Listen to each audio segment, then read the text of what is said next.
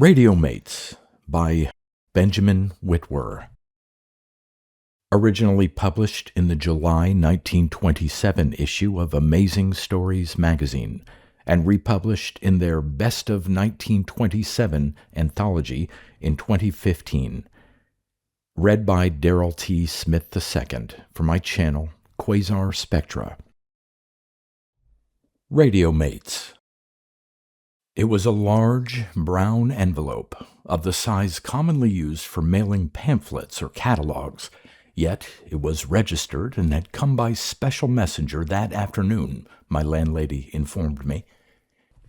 Probably it was a strain of that detective instinct which is present in most of us that delayed my opening the missive until I had carefully scrutinized the handwriting of the superscription. There was something vaguely familiar in its slanting exactitude.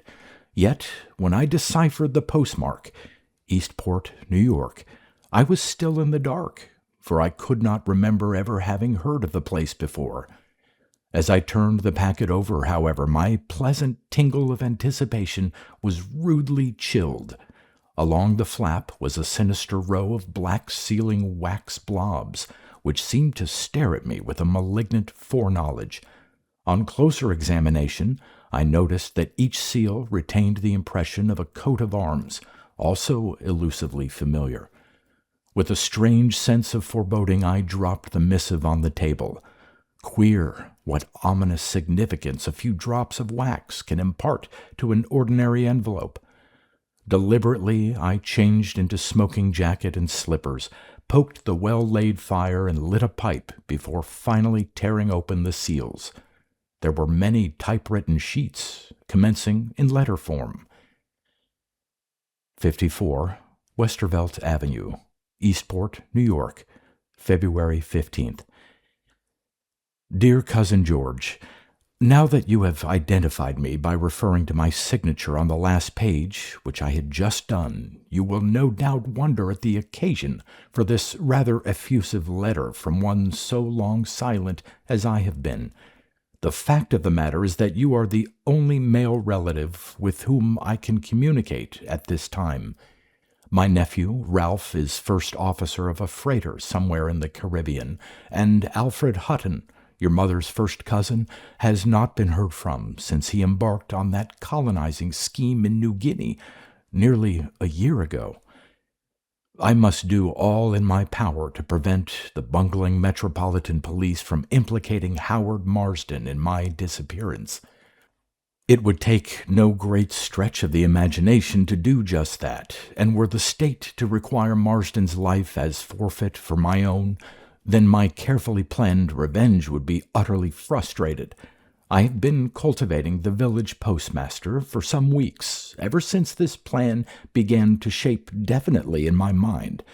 I am mailing this letter at 3 o'clock this afternoon, for I have noticed that at that hour the postal section of the store is generally deserted. I shall ask him if his clock is correct, thus fixing the time in his mind. Please remember these points. Then I shall register this letter, taking care to exhibit the unusual collection of seals on the back. I shall manage to inform him also that I stamped the seals with my ring, and will show him the coat of arms, explaining its meaning in detail. These villagers are a curiosity-ridden lot. Upon returning home, I shall drop this same ring into the inkwell which stands upon my desk. Finally, I shall proffer my friend the postmaster a $50 bill in paying for my registry. The registry slip itself will be found within the hatband of my brown hat, which I shall place in the wall safe of my study. You are becoming more amazed as you proceed, no doubt asking yourself if this letter is the product of a madman or a faker. Before you have finished, you will probably be assured that both assumptions are correct. It matters little, for I will at least have firmly established the fact that this letter was mailed by no one else but me. As for the rest, Howard Marsden will corroborate what follows. To begin at the beginning, As you know, or perhaps you do not know, for I forget that our correspondence has been negligible of late, 5 years ago I accompanied the Rogers expedition into Afghanistan. We were officially booked as a geological mission, but were actually in search of radium, among other things. When I left, I was practically engaged to Venice Potter, a distant relation of the Long Island Potters, of whom you have perhaps heard. I say practically engaged because the outcome of this expedition was to furnish me with the standing and position necessary for a formal demand for her hand. As I said, that was nearly 5 years ago. 4 months after my departure, her letters ceased coming, and mine were returned to me unopened. 2 months later, I received an announcement of her betrothal to Howard Marsden. Received it out there in Afghanistan when I had returned to the coast for supplies. We'll skip that next year, during which I stuck with the expedition. We were successful. I returned. Then I found out where the Marstons were living, here in Eastport. I'd met Marston once or twice in the old days, but paid him little attention at the time. He seemed but another of the moneyed idlers, had a comfortable income from his father's estate, and was interested in gentleman farming, blooded stock, and the rest. I decided that it was useless to dig into dead ashes for the time being, at least until I could determine the lay of the land, so to speak. Meanwhile, I had my researches to make, a theory I had evolved as a sort of backfire to fill that awful void of Venice's loss, out there on the edge of the world. Countless sleepless nights I had spent in a feverish attempt to lose myself in scientific speculation. At last, I believed, I had struck a clue to conclusions until now entirely overlooked by eager searchers. I decided to establish my laboratory here in Eastport, perhaps devoting any leisure hours to an unraveling of that mystery of my sudden jilting. With a 2-year-old beard and sun-baked complexion, there were few who would have recognized me under my real name, and none in my assumed role of Professor Walters. Thus it was that I leased an old house not half a mile from Marsden's pretentious farm. I converted the entire ground floor into a laboratory, living in solitary state upon the upper floor. I was used to caring for myself, and the nature of my experiment being of such potentialities, I felt that I wanted no prying servants about me. Indeed, it has turned out to be of such international importance that I feel no compunction whatever in utilizing it for my own selfish ends. It could be a boon to humanity, yet its possibilities for evil in the hands of any individual or group is so great as to render it most dangerous to the happiness of the human kind on this small globe. One day, some 3 months after I had taken up my residence in Eastport, I had a visitor. It was Marsden. He had been attracted by the sight of my novel Ariel, just completed. By his own admission, he was an ardent radio fan, as they are popularly termed, I believe, and he spent the better part of an afternoon bragging of stations he had logged with his latest model radio set. Aside from my vague suspicions of his complicity in the alienation of my beloved Venice, I must admit that even then I felt an indefinable repulsion towards him. There was something intangibly unwholesome about him, a narrowness between the eyes which repelled me.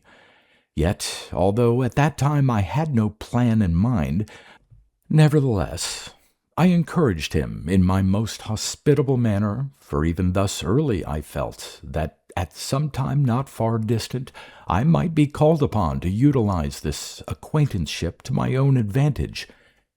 This first visit was followed by others, and we discussed radio in all its phases, for the man had more than a smattering of technical knowledge on the subject, and was eager to learn more. At last, one day I yielded to his insistence that I inspect his set, and agreed to dine at his house the following evening. By now I felt secure in my disguise, and although I dreaded the moment when I should actually confront my lost love once more, yet I longed for the sweet pain of it with an intensity which a hard-shelled bachelor like you will never understand. Enough. I arrived at the Marstons the next evening and was duly presented to my hostess as Thomas Walters. In spite of my private rehearsals, I felt a wave of giddiness sweep over me as I clasped that small white hand in my own after the lapse of almost 5 years, for she was, if possible, lovelier than ever. I noted when my vision cleared that her eyes had widened as they met mine. I realized that my perturbation had been more apparent than I imagined, and managed to mutter something about my alleged weak heart, a grimmer jest by far than I intended. Frantically, I fortified myself with remembrances of those barren days in Afghanistan, where I stayed on, impotent to raise a hand in the salvage of my heart's wreckage. We chatted politely all through that interminable meal, no morsel of which aroused the faintest appreciation on my dry tongue. Finally the chairs were pushed back, and my host excused himself to bring down some pieces of apparatus he had recently purchased, concerning which he professed to desire my invaluable opinion.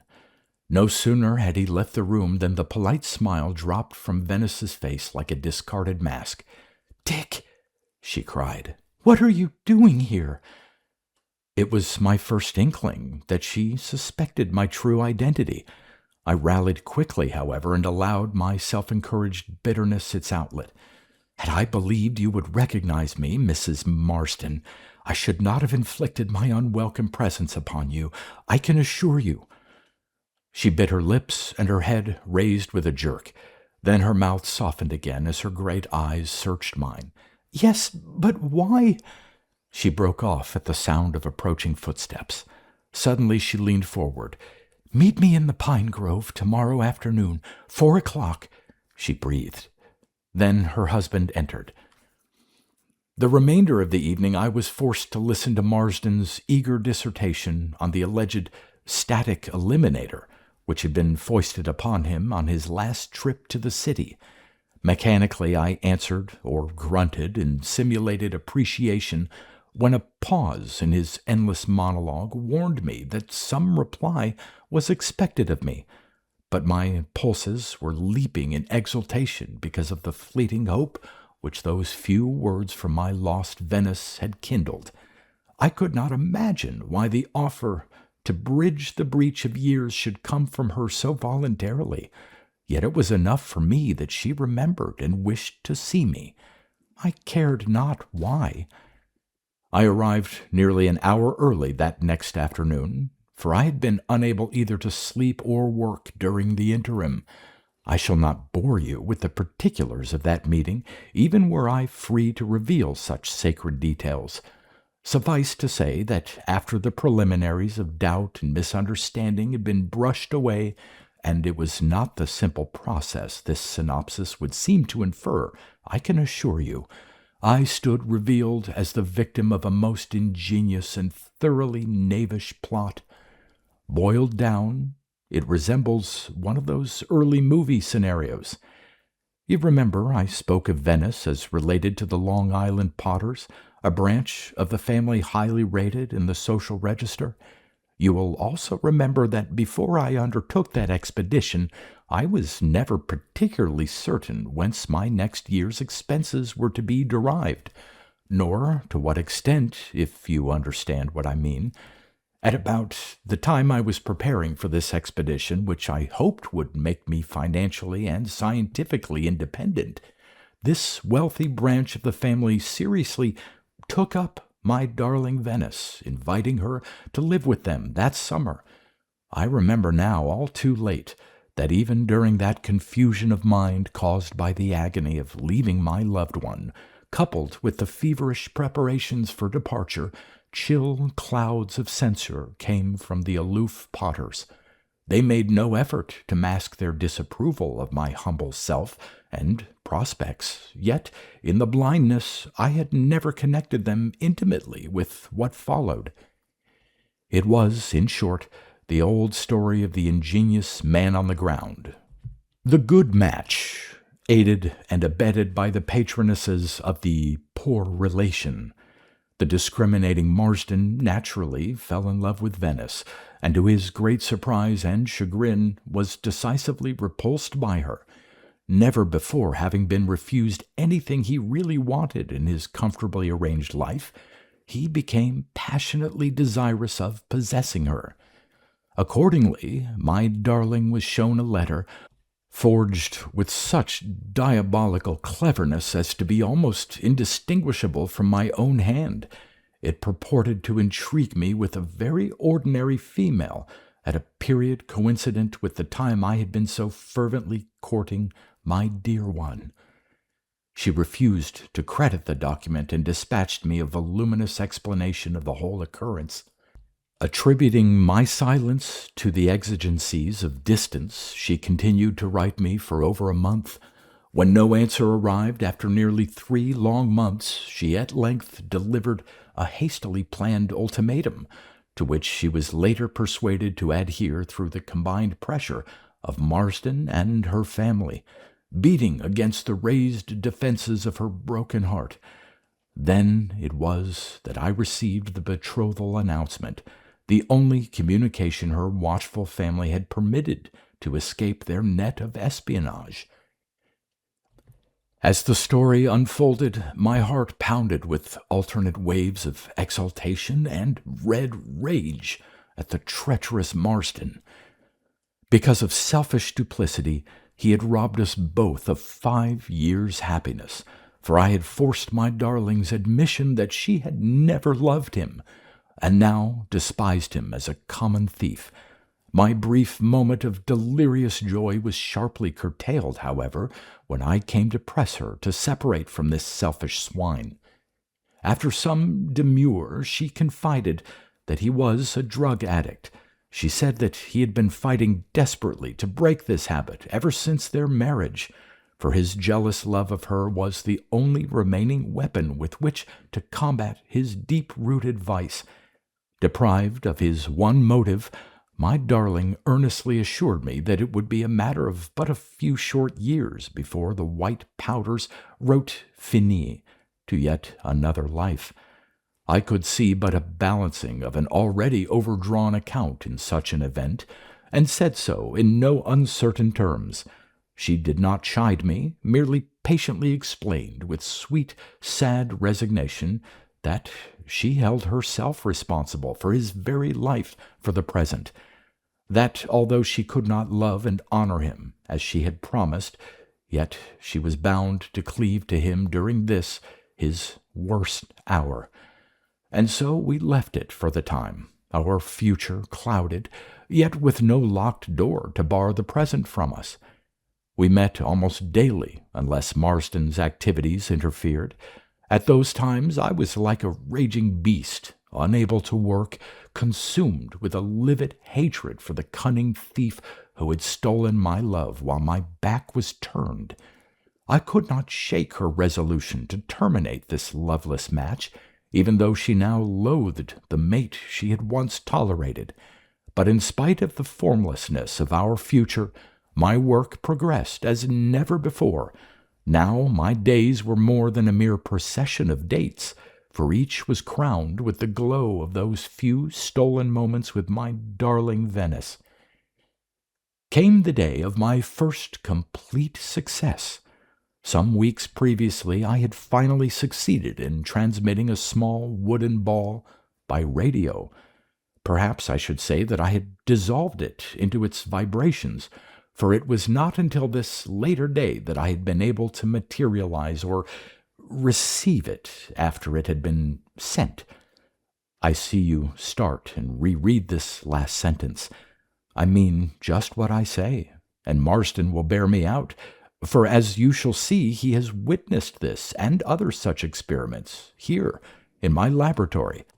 I have explained to him as much as I wanted him to know of the process, in fact, just enough so that he believes that a little intensive research and experimentation on his part will make him master of my secret.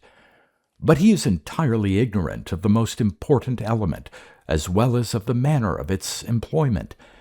Yes, after years of study and interrupted experimental research, I was enabled, finally, to disintegrate, without the aid of heat, a solid object into its fundamental vibrations, transmit these vibrations into the ether in the form of so-called radio waves, which I then attracted and condensed in my receiving apparatus, slowly damping their short, kinked vibration rate until finally there was deposited the homogeneous whole, identical in outline and displacement, entirely unharmed from its etheric transmigration. My success in this, my life's dream, was directly the result of our discoveries on that bitter expedition into Afghanistan. All my life I had been interested in the study of vibrations, but had achieved no startling successes or keen expectations thereof, until we stumbled upon that strange mineral deposit on what was an otherwise ill-fated trip for me. It was then that I realized that radioactive niton might solve my hitherto insurmountable difficulty in the transmission of material vibrations into electronic waves. My experiments thereafter, while successful to the degree that I discovered several entirely new principles of resonant harmonics, as well as an absolute refutation of the quantum theory of radiation, fell far short of my hoped-for goal. At that time I was including both helium and uranium in my improved cathode projectors, and it was not until I had effected a more sympathetic combination with thorium that I began to receive encouraging results. My final success came with the substitution of actinium for the uranium and the addition of polonium, plus a finer adjustment which I was able to make in the vortices of my 3 modified Tesla coils, whose limitations I had at first underrated. I was then enabled to filter my resonance waves into pitch with my electronic radiate rays, as I called them, with the success I shall soon describe. Of course, all this is no clearer than a page of Sanskrit to you, nor do I intend that it shall be otherwise. As I have said, such a secret is far too potent to be unloosed upon a world of such delicately poised nations, whose jaws are still reddened from their recent ravening. It needs no explanation of mine to envision the terrible possibilities for evil in the application of this great discovery. It shall go with me, to return at some future, more enlightened time after another equally single-minded investigator shall have stumbled upon it. It is this latter thought which has caused me to drop the hints that I have. My earnest hope is that you will permit the misguided Marston to read the preceding paragraph. In it he will note a reference to an element which I have not mentioned to him before, and will enable him to obtain certain encouraging results, encouraging but to further efforts, to more frantic attempts. But I digress. With my success on inanimate objects, I plunged the more enthusiastically into my work. I should have lost all track of time but for my daily tryst with Venice. Her belief in me was the tonic which spurred me on to further efforts after each series of meticulously conducted experiments had crumbled into failure. It was the knowledge that she awaited me which alone upheld me in those dark moments of depression which every searcher into the realms of the unknown must encounter. Then came the night of November 28th, the great night. After countless failures, I finally succeeded in transmitting a live guinea pig through the atmosphere and received it, alive and well, in the corner of my laboratory. Think of it! A twist of a switch, and the living, breathing piglet slowly dissolved before my eyes and vanished along a pair of wires to my aerial, whence it was transferred as a set of waves in the ether to the receiving apparatus, there to reincarnate into the living organism once more, alive and breathing, unharmed by its extraordinary journey. That night I strode out into the open and walked until dawn suddenly impressed the gray world upon my oblivious exaltation, for I was king of the universe, a weaver of miracles. Then it was that my great plan began to take shape. With renewed energy I began the construction of a mammoth transmitter. At intervals I transmitted stray cats and dogs of every description, filling several books with notes wherein I recorded minutely the varying conditions of my subjects before transmission.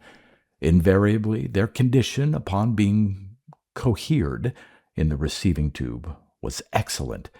In some cases, indeed, minor ailments had entirely disappeared during their short passage through the ether. What a study for the medical profession! I had, of course, told Venice the object of my researches long ago, but had never brought her to my laboratory for reasons of discretion. One afternoon, however, I slipped her in under cover of the heavy downpour. After I had warmed her with a cup of tea, before her astonished eyes I transmitted an old she-cat which was afflicted with some sort of rheumatism or paralysis of its hind legs. When its form began to reappear in the transparent receiving tube, my darling gasped in awed wonder. She was rendered utterly speechless, however, when I switched off the current and released the animal from its crystal prison. And no wonder, for it gamboled about like a young kitten, all trace of its former malady having entirely disappeared. The impression upon Venice was all that I had hoped for, and when I, at length, escorted her out into the dusk, I felt her quick, awed glances flickering over me like the reverence of a shy neophyte for the high priest. All was set for the final act. I literally hurled myself into the completion of my improved set. The large quantities of certain minerals required caused me an unexpected delay. This I filled with demonstrations in the presence of Marston, whom I was encouraging as a fellow radio enthusiast with considerable unexpected histrionic ability on my part. It was so hard to keep my fingers off his throat. I pretended to explain to him the important factors of my great secret, and drilled him in the mechanical operation of the sets. I had divulged to him also that my greatest desire was to demonstrate my principle on a human being, and like all great scientific explorers, proposed to offer myself as the subject. Venice had strenuously opposed the proposal until the demonstration on the diseased cat, and even now viewed the entire proposition with alarm. Yet I insisted that, unless applied to human beings, my entire work went for naught, and I finally succeeded in quieting her fears to a great extent. At last, I am ready. I have told my darling how it is impossible to transmit anything metallic by the very nature of the conflicting rays encountered. I have bemoaned the fact that, due to the softness of my teeth since boyhood, my mouth is one mass of metallic fillings and crowns, rendering it impossible for me to test the efficiency of my life's work. As I had hoped, she has volunteered herself as the subject for the great experiment, for her white teeth are as yet innocent of fillings. I have demurred and refused to listen to the idea, permitting myself to be won over only after days of earnest argument on her part. We are not to tell Marston, for there is no doubt that his fanatical love for her would refuse to tolerate the mere suggestion. Tonight it shall be accomplished. There is no other way, for that accursed husband of hers seems to progress in neither direction. He will be nothing but a mud-buried anchor until the end of her days, while I love her. What other excuse need be offered? But to the facts. At 8 o'clock, that drug-soaked love pirate comes to officiate at my transmission through space. I shall meet him with a chloroform-soaked rag. Later, he will awake to find himself effectively gagged, with his hands and feet firmly shackled to the wall of a dark corner of my laboratory. These shackles consist of armatures across the poles of large electromagnets which I have embedded in the walls. At 10:30, a time switch will cut off the current, releasing the wretch, for, above all things, he must live. I debated sending a message for his chauffeur to call for him here at the designated hour. I have decided rather to trust to mechanical certitude than lay my plan open to frustration because of some human vagary. At 9 o'clock, Venice comes for the great experiment. Marsden has told her that he will remain in the city overnight, at my suggestion, so that in case I fail to materialize after being sent, he cannot be held in connection with my disappearance. She does not know that I have had my teeth extracted and have been using India rubber plates for nearly a month. By the time she has arrived, the effects of the chloroform will have entirely worn off from my would-be assistant, and I shall have had plenty of time to introduce myself properly to him and explain the evening's program, which has been so carefully arranged for his benefit. Then he will have the excruciating pleasure of watching his beloved wife dissolve into nothingness. Soon thereafter he will witness the same process repeated upon myself, for I have so adapted the apparatus that I need no outside assistance other than a time clock to actuate the mechanism. Then, at the appointed hour, the current will be shut off, and the frenzied wretch will rush to the distant switch controlling the receiving apparatus. As he throws the metal bars into their split receptacles, there will come a blinding flash, and behold, the apparatus will have disappeared in a puff of crystalline particles. The secret has returned whence it came. Then will come that personally prepared hell for my mean-spirited forger. As I told you, he believes that he is in possession of enough of the details of my secret to reconstruct the apparatus and duplicate my success. The added details of this letter will assure him into an idiotic confidence which will lead him on and on through partially successful attempts. I know that no matter whether you sympathize with my actions or not, and I am sure that you do not, for you never have, your sense of justice will force you to show this letter to the proper authorities in order to prevent a fatal bungling. Meanwhile, that miserable sneak will be frenzied with the knowledge that at last the lover he so long cheated of his loved one is now with her, alone, where he, her lawful husband, can never follow, and we shall be together, unchanged, awaiting the day when some other enlightened mortal solves nature's riddle, when we shall once more assume our earthly forms, unhindered by other selfish man-beasts. Farewell. Bromley Cranston. Needless to say, I hurried to Eastport, but my trip was unnecessary. I found Harold Marsden in a private sanitarium for the hopelessly insane.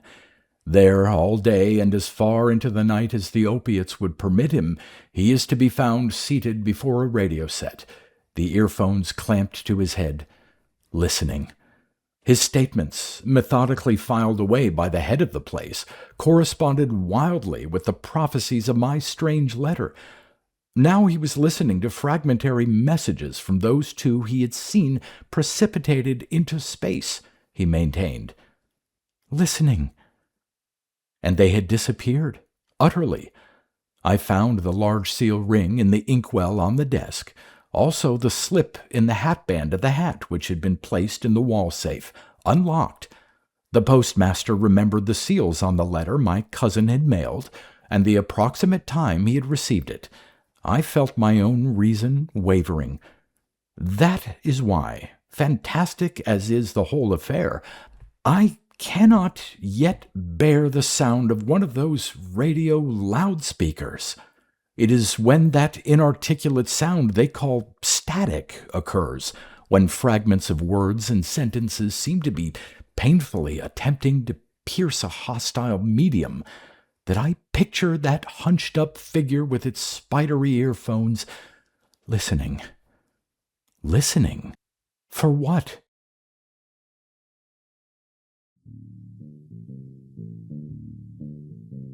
You've been listening to pre-1990s speculative fiction readings with a highlight on science fiction by Darrell T. Smith II. Please consider clicking the donation link in the description box. Thank you so much for your time and your imagination.